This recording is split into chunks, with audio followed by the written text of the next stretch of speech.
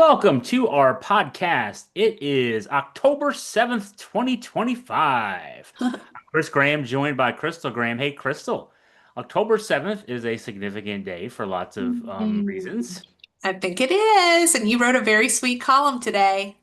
Yeah, today, for those tuning in, is our 25th anniversary of the day we got married. So, happy anniversary, Crystal. Oh, thank you. Your writing is the best gift that you've ever given me. You may remember that you wrote me a 99-line poem one time. And of course, we met working for a local newspaper. So there you go. Both of us writers, but that's always such a gift when you decide to write something. So thank you. And we got married when we were like 10 years old because we still don't look whatever we are. So there. Yeah, Uh, I had somebody joke that I must have gotten married at 4. So oh, hey, okay. I'll take it.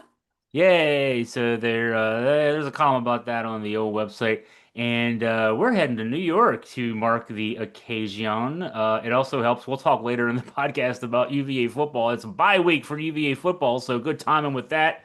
But we're heading to New York to watch a couple of plays. We haven't seen Hamilton in a few years, so it'll be our fifth time I think we decided fifth or Yes, sixth. but our first time with Leslie Odom. I'm pretty Yes. excited about that. Yeah, we saw that announced back in the spring, and we're like, "Hey, he's gonna be there during our anniversary week. We like New York anyway. Let's go. We'll see Wicked, which I mean, you can't beat that. We're gonna be there for what 3 days, and 2 of those days, we'll see those two musicals. So, good trip coming up for Team AFP. Um, all right, Crystal, let's get into the news, perhaps. My last observation, though, I should say, on October 7th. Remember October 7th, 2000? It had been warm all week, and then it got chilly that day. It's still warm today, so your bridesmaids would have loved having today's weather as opposed to the It October was 7th, 2000 freezing. weather. Yeah. Yes. 'Cause you had them with sleeveless dresses, so it was a like 50-degree day. It'd been 80 all week, and then it was 50 that day. So But that's kind of how this week is too, because New York is shifting. It's going to be a lot cooler there than it would have been earlier in the week too. So it's just this time of year, I guess. yeah, just there's a day or two around this date that seems to get chilly, and it just yeah, it's gonna be this week. Well, it's gonna be chilly here in Virginia too. Mhm. We share weather a lot in a lot of cases with New York, especially this time of year. So, Well, um, and speaking of weather, Chris, there's a lot of people who read Augusta Free Press and from this, area in Virginia that travel to the Outer Banks. I think our contributor Scott German is there right now. He sent me a video from Buxton.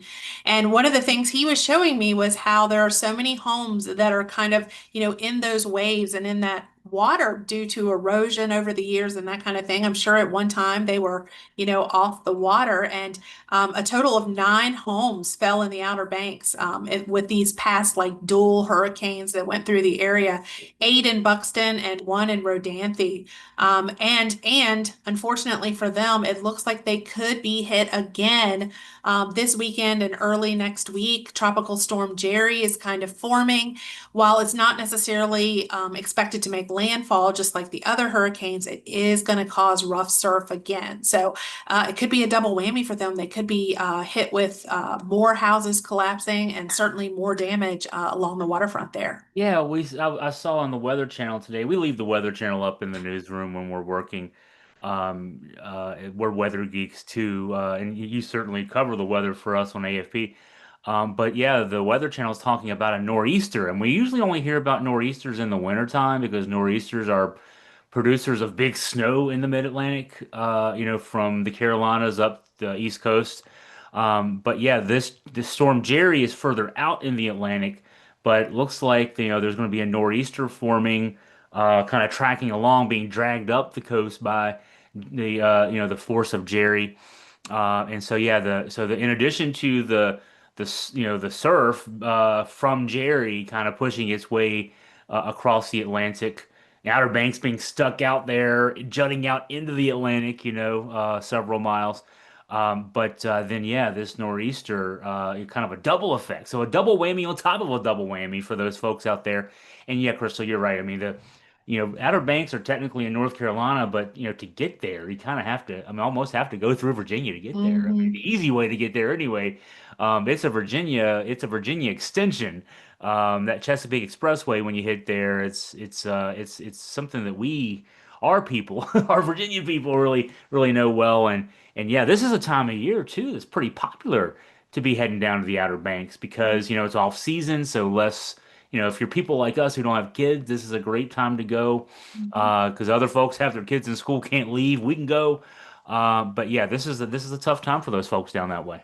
Yeah, and it's not too cold right now either, which makes it a great time. But it is hard to see the homes falling in. And of course, if anything that you read will tell you that there's more erosion expected in coming years. There's been a lot of studies. I wrote one about Virginia Tech, doing a study about the erosion there in the Outer Banks and about how many homes over time will be affected. Right now, it's kind of more in the Hatteras area that you see the most significant impacts. And most of the homes that fell were all basically on, in the same path, so to speak. You want to say it was a road name, but really the road has long been gone.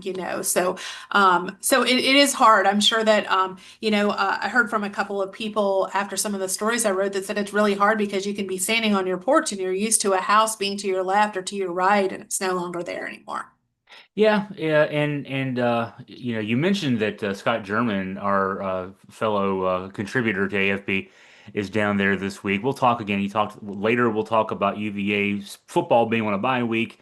We're going to New York City because of that. He's down in the Outer Banks because we all have the week off from covering sports anyway. Um, but something else going on grounds on a more serious nature than sports, you wrote about today, and you've been covering this story the past few weeks, the Trump administration trying to pressure a number of higher education institutions, including the University of Virginia. What's the latest there? Yeah, the big news today is that the College of Arts and Sciences, which is the largest college at UVA, has their faculty, 97% of those who attended a meeting agreed to basically a statement saying that they basically oppose those efforts, saying that it's a threat to the values of academic freedom. In addition to them speaking out, there was also a resolution passed by the UVA Faculty Senate on Friday. It also opposes the compact. Of course, the big decision is who's going to decide what happens with UVA and these other 8 universities that the Trump administration, the Department of Education basically said, hey, if you play ball with us, if you follow the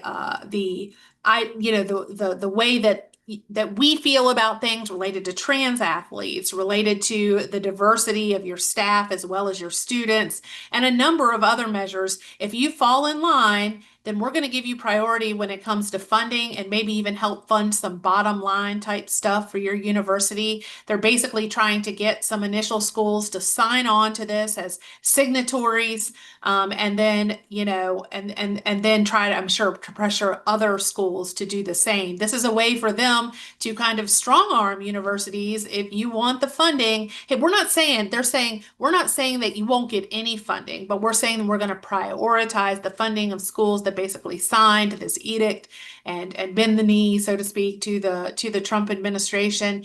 The university has said, the interim president there, Paul Mahoney, has said that he's having a group of people look at it.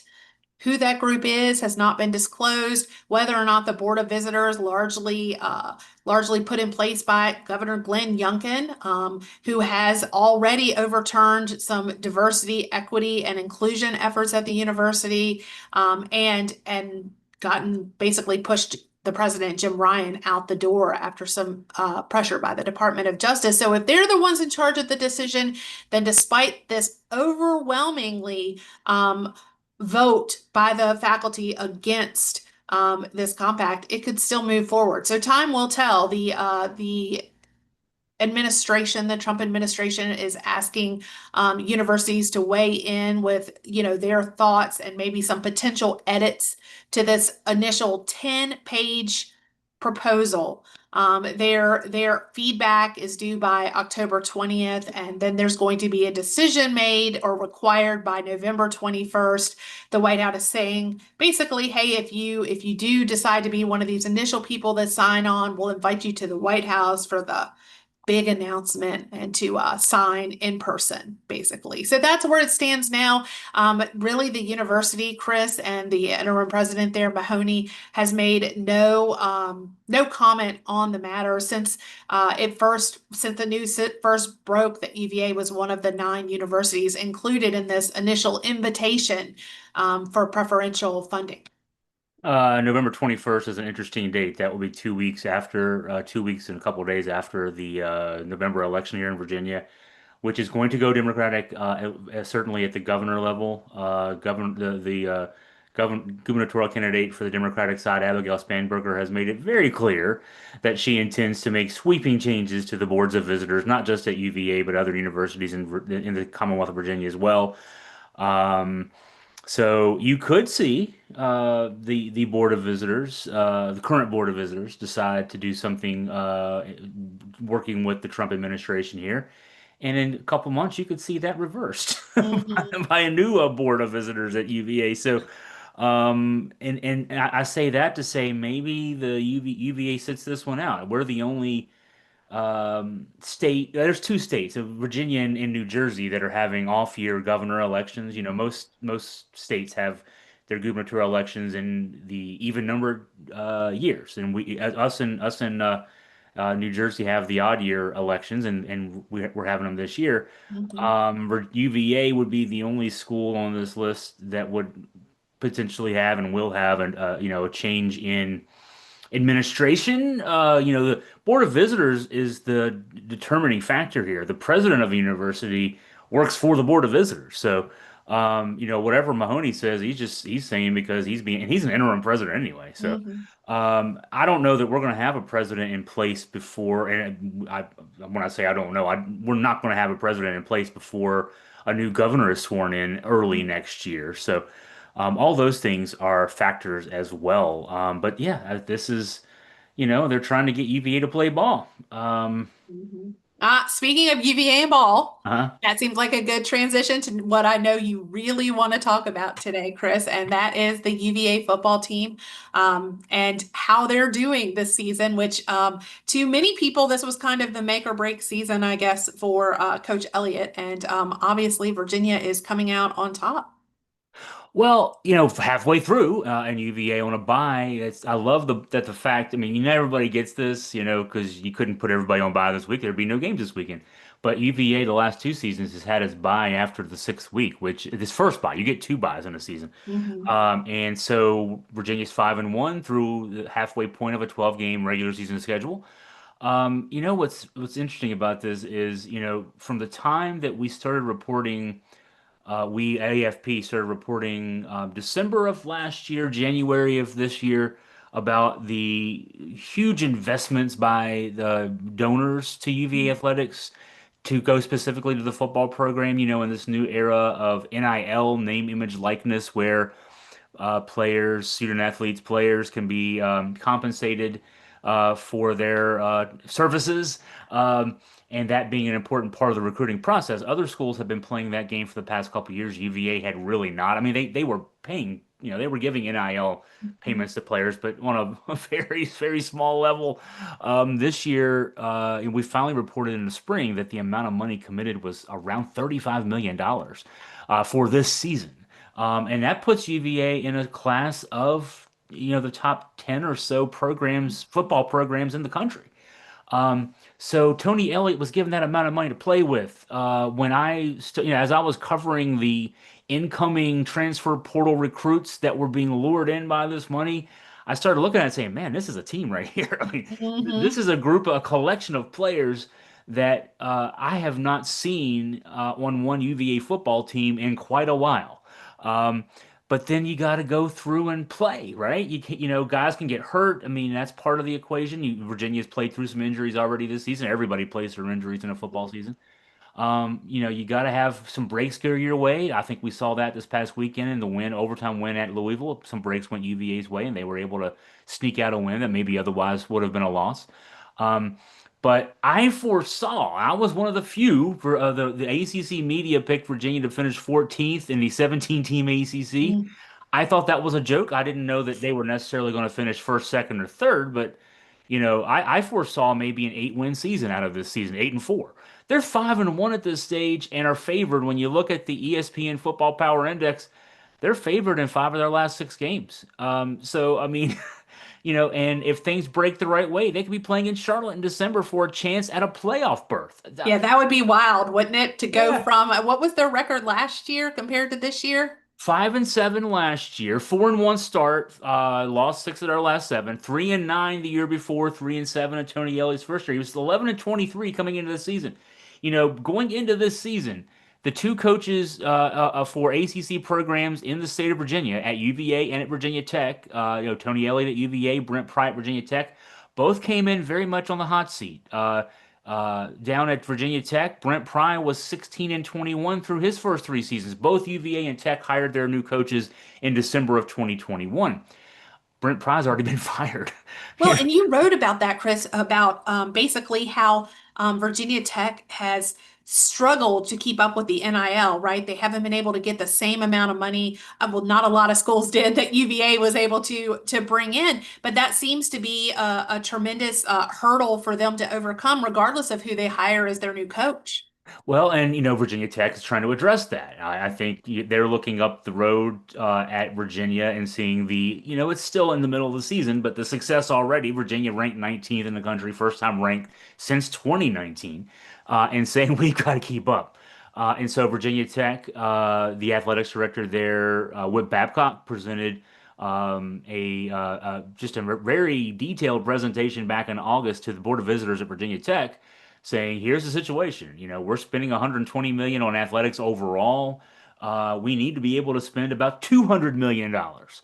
And so last week, Virginia Tech's Board of Visitors approved a plan, and we'll see how it works out, but the plan to inject another $229 million over the next 4 years. That'd be about 57.5 million a year. Half of that money coming, or a little more than half of that money coming from increased donations, easier said than done, and then increases in student fees being the bulk of the rest of that amount of money, to give Virginia Tech a fighting chance. And according to their presentation, which is there's some flaws in this, and I'll talk about that in a second, but that amount of money could get Virginia Tech into the top 4 in spending in the ACC. The flaw in the presentation is that's assuming that no one else in the ACC is also trying to think of ways to make more money.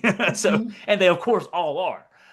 Virginia being one of them. So yeah, I mean, everybody's trying to figure out how to compete in this new environment. Virginia Tech has the problem of not having an alum base that is as well heeled as, say, the UVA alum base or the UNC alum base. The UVA and UNC alumni bases have a lot more of the financier types who've had success on Wall Street, the Paul Tudor Joneses of the world, who can write a check for a new arena whenever one is needed.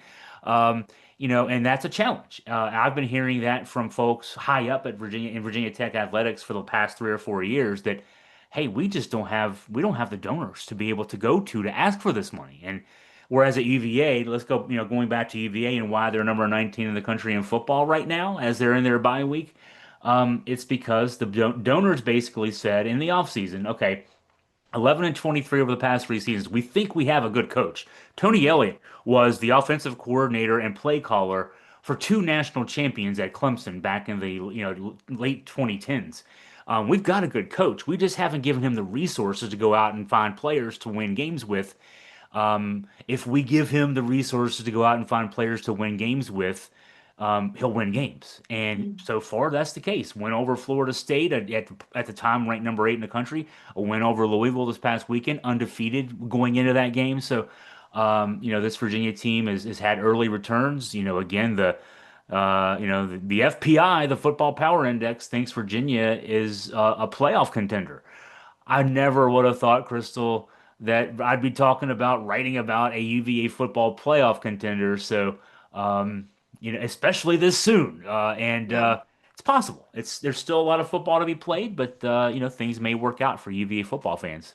Well, bringing it back to our original conversation at the beginning here, Chris, we talked about how you and I have been married for 25 years, known each other for 26 years. I am a graduate of Virginia Tech. Some people don't know that because I do tag along with you to a lot of UVA sporting events. And the Um, and the season tickets to UVA sporting events are in your name.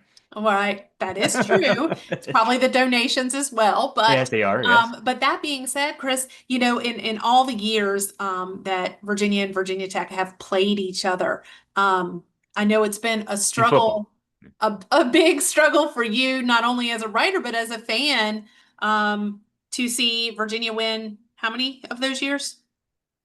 Two. Two. That's what I thought it was. 2004 and 2019. It shouldn't be hard to remember. I used Right. to be able to give the tagline, and they screwed it up in 2019.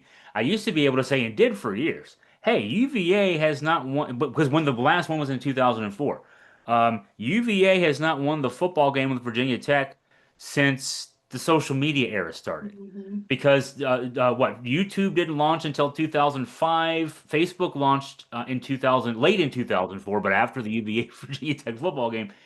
Twitter wasn't even around until 2005. Certainly, everything that's come since then, TikTok and whatever else is long. There was still MySpace, as as if anybody. I remember MySpace. I never had a MySpace page, but I knew a lot of people who did. I didn't either. So, but the social media era hadn't started until after the that 2004 win that UVA had. Excuse me, it was 2003. What am I saying? 2004. That's even going further back. 2003, Matt Schaub, and both those wins are in Charlottesville. UVA's last win at Virginia Tech goes all the way back to 1998. You and I didn't even know each other then. Hmm. You were still a junior at Virginia Tech when UVA won that game. And so, yeah, two times in 20. Well, they didn't play one of the games. The 2022 game canceled because of the mass shootings that killed three UVA football players. But, and they even did play in 2020 COVID year. So, 25 years, 25 games, I should say. You know, so if UVA, let's just say, if UVA does what the computers say they should do, and they're 10-1 going into that game with Virginia Tech, and Virginia Tech is down this year, they fired a coach, Hmm. obviously struggling this year to play. I'll just remind the UVA fans watching this, UVA was ranked number one in the country for 3 weeks in 1990. Um, I will point out that Virginia Tech has never been number one in the country in football. That's Virginia Tech sport, but Virginia Tech's never been number one. UVA has been, but it was for 3 weeks. Now, the year that UVA was number one in the country for 3 weeks, we played a bad Virginia Tech team. After we lost and we're no longer number one, we played a bad Virginia Tech team down in Blacksburg, and they beat Virginia 38-13. Now, Virginia was without its starting quarterback, Sean Moore, but that Virginia Tech team sucked. There's no reason they should have beaten Virginia by 1 point, much less 38-13. So Virginia fans who've been around long enough, if that game comes down to, okay, we got to win this game to get in the ACC championship game, there are still going to be lots of very nervous UVA fans because they know that Virginia Tech always wins that game. Even if Virginia comes out and ends up, if it's 51 nothing in the fourth quarter, there are going to still be Virginia fans saying, "Oh my God, they still might come back. It's still Virginia Tech." So, Yeah. yeah, And I brought that up not to rub it in any way, shape, or form, but just to say this has been a long time coming. Like it's kind of fun to watch the UVA fan base and some of our writers get very excited about this season and about what's kind of coming together. And UVA has certainly made investments even outside, of this, of paying players basically to come there. But that scoreboard that is like I think you said you could see it from space. I mean, it is incredible. And they've also, built that, I'm not sure the exact word for that performance center, the basically, for football athletes. operations center, They're 80 putting a million. lot in place Yeah, to make it yes. a first class football experience. And I'm really excited to see what comes of this season. I know you would be delighted to make the trip to Charlotte and then potentially to whatever bowl game UVA would land in, but I don't want to put the cart before the horse, as they say. Oh, There's hey, still a lot of games that need to be won. I'm not worrying about jinxes. But I am thinking about. I mean, Charlotte is the first Saturday in December, and then the playoffs start 2 weeks later. Now, you know, could there? I mean, I don't know that. Okay, if things work out perfectly, could UVA host a playoff game? They could.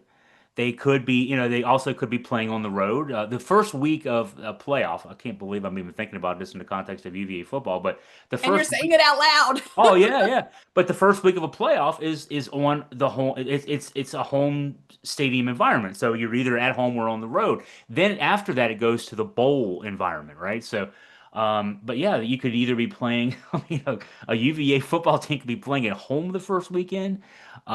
They could be, at a SEC team's stadium. They could be playing a Alabama on the road or a Tennessee on the road. Yeah, it's possible. I mean, I think the ESPN FPI, the Football Power Index, puts Virginia's chance to be a playoff team somewhere in the 15 to 17% range.